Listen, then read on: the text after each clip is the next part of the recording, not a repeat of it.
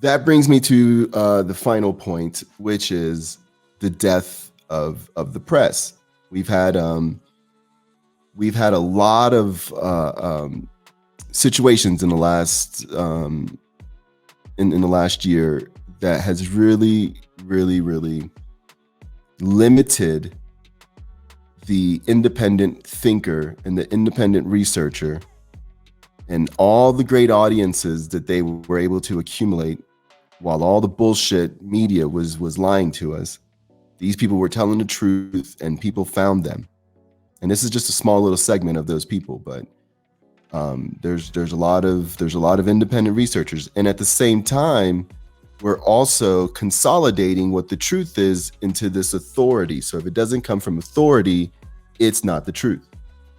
And so this is the literal death of the press is what we're experiencing. We're experiencing right now the death of the media, the death of the press. And that moves us into Julian Assange, because what's going on right now is the complete takeover of the press. So not only the authority press is going to be the only one.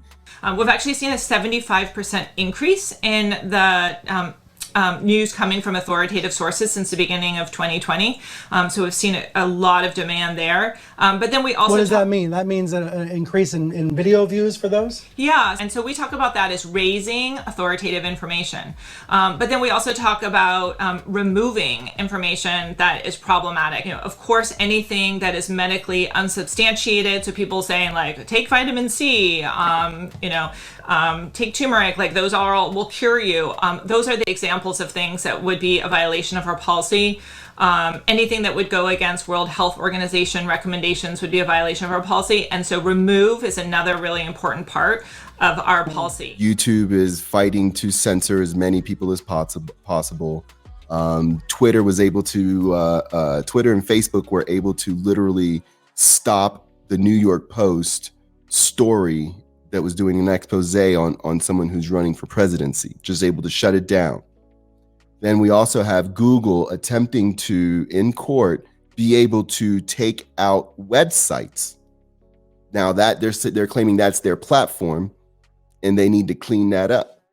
So now if you're a website, and all of this is going to be challenged, and it's all going to be challenged under Section 230, but at issue, at the heart of it is this Section 230, and it's all based on an interpretation which is about to be ran through the courts so that they can again legalize their tyranny and make what they're doing legal. And when they do that, then there will be no dissenting voices in the American or the world's psyche. It will only be authority. It will only be what the globalists want you to know, and that's it.